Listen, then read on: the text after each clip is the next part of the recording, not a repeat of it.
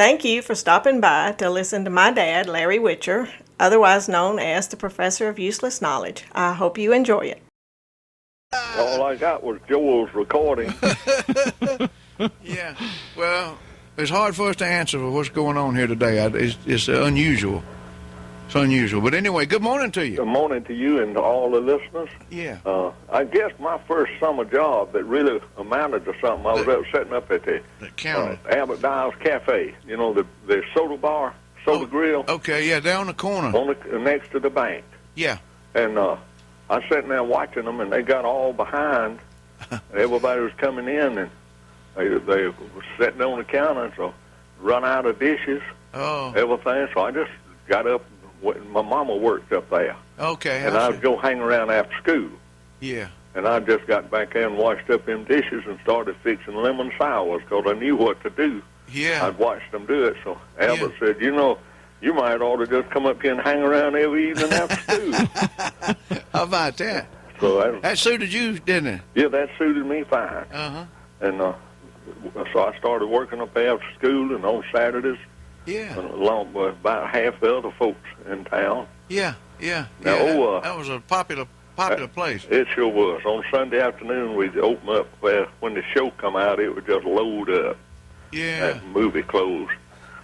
When I was talking about the haystack the other day, Julio. Yeah. I created a whole lot of memories back in folks. Old Neil Murphy called. Yeah. Where they sent me a notice, said that he used to help his daddy make haystacks. Yeah, and, my daddy did too, yeah. And they made peanut stacks.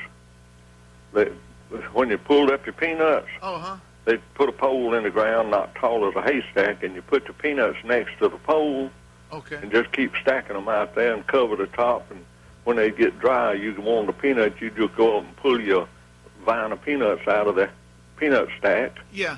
Pull them off and roast them. Yeah. He said there wasn't nothing like roasted hot peanuts and a Pepsi Cola.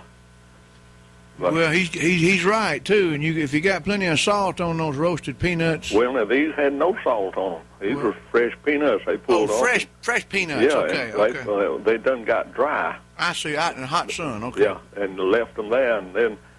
We always threw ours on top of the barn. That's where we threw ours, up on a flat shelter.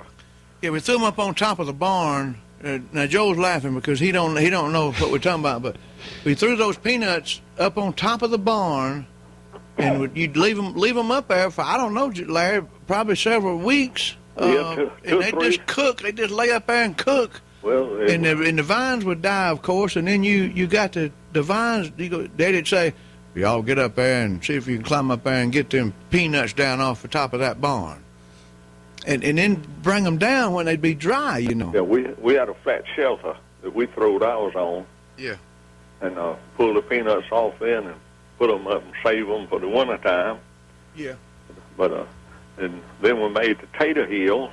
Yeah, we done that too. With potatoes. Made that with corn stalks and straw and just dirt. We'd end up, digging a trench around the bottom of that thing to keep throwing the dirt up on there, and then put a whole bunch of straw in there and put the potatoes in there. And I think we started that thing with corn stalks. Yeah, like a teepee. Make a little teepee where you lay your straw down. Yeah. On the ground, and put your stalks around it. That way that'd hold the dirt, keep it from back. Well, I got a warning, Julio, before we go off here now. A warning? Okay, what is a warning about what? Well, it's for us adults. Now, I don't fit that right now. I do with grandchildren. Okay. But you coming on, and you ain't got nothing but grandchildren that's little now. But there's a couple of new games out. All right. One is pass-out game, and the other one is a choking game. Okay. And this is serious. There's 82 children under 18 years old done died from this pass-out game. Oh. And if all of you folks got computers, go on it. Yeah. Type in pass-out game. Mm-hmm.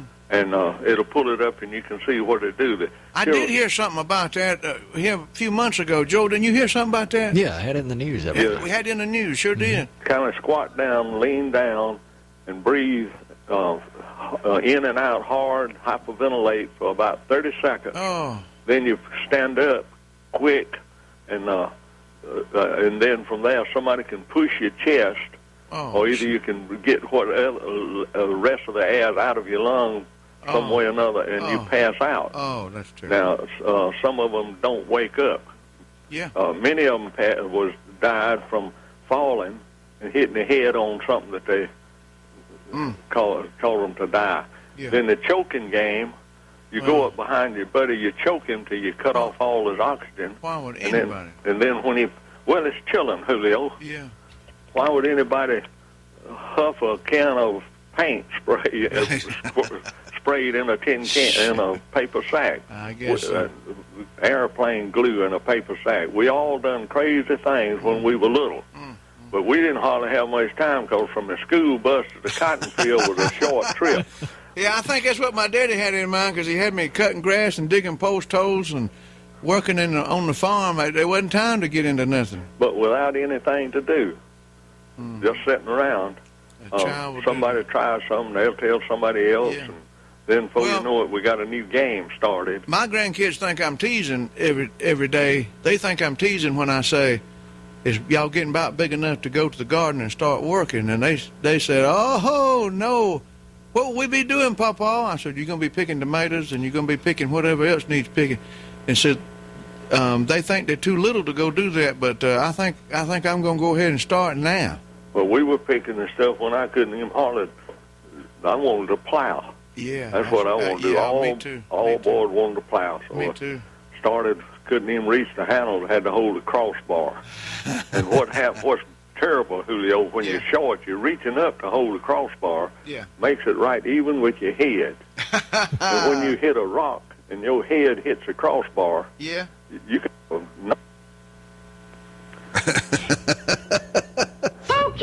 Okay. Thank you, Mr. Nardo. Well, we'll see y'all come tomorrow, Julio. Larry, you take care. But go in, type in on the computer, pass out game, and look at it. Okay. We're going to look at that. See y'all come tomorrow. Okay, Larry, thank you so much. Thanks for the information. Yes, sir. Okay, the professor of useless knowledge is trying to help us. He's serious now about this pass-out game. Yeah. This thing is deadly. Young kids, young children are doing this. They think it's